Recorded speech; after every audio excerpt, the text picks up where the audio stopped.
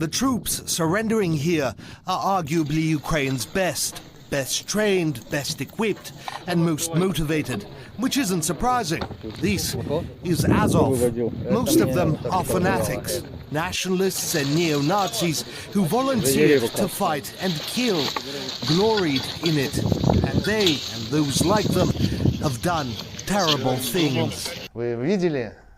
Have you seen what they did to Russian prisoners? I saw a report. They showed it to me. I think it was about 3 weeks ago. Did you see them gouging out their eyes? No, I saw the one when they took the wounded out and the like. My instant response at the time, and there were journalists there when we watched this, I said I totally oppose such practices. You know, this footage... Gouging out their eyes. I understand all this. I'm a career officer and the normal guy. Honestly, this is something that goes beyond my understanding. Have you seen how they shot prisoners in the knees? I can imagine that. And gouging out their eyes after that. Make no bones about this. Even posted this online. Look what we did to them. I believe that these people were digging their own grave, as the saying goes. Colonel Vladimir Baranyuk, hero of Ukraine, was captured just weeks ago. He commanded Ukraine's 36th Naval Infantry Brigade, most of which surrendered in Mariupol in April. Colonel Baranyuk says he was never a nationalist. He was, as an officer, serving the people of Ukraine and following orders. He was prepared to lay down his life for his country.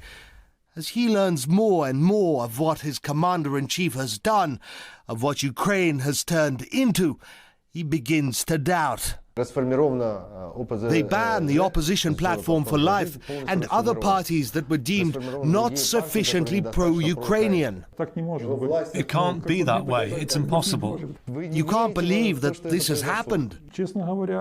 I am really surprised.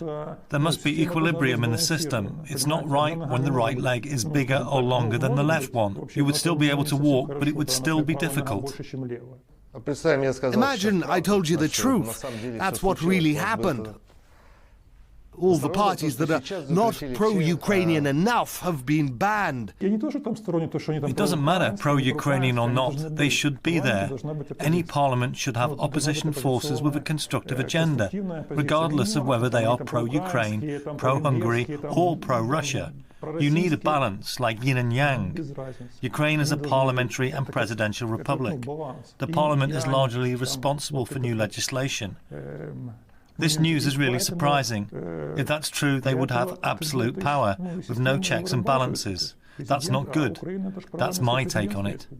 The Ukrainian government and media, who had previously praised and idolized Baranyuk as an example for Ukrainian soldiers, made him a hero of Ukraine, have turned against him after it emerged he had been captured, labeling him a coward and a traitor.